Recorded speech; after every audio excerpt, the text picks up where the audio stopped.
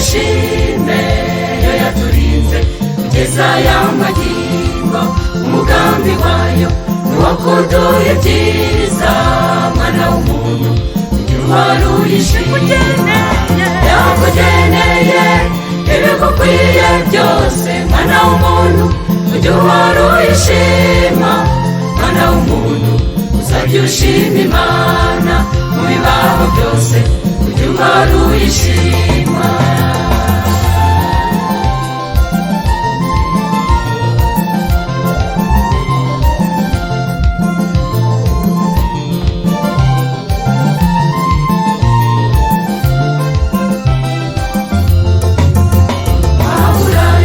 Uzajya ushima Imana, wabonye icyuya ntabwo uzajya uyishima.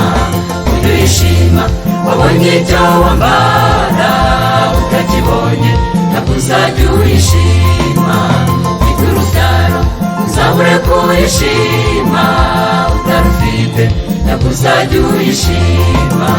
Ufite ubutunzi uzajya ushima Imana, mu bukene bwawe ntabwo uzajya uyishima.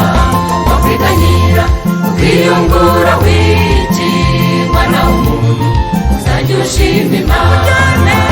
Yakugeneye ibigukwiye byose, mwana w'umuntu ujye uhora uyishima. Mwana w'umuntu uzajya ushima Imana mu bibaho byose, ujye uhora uyishima.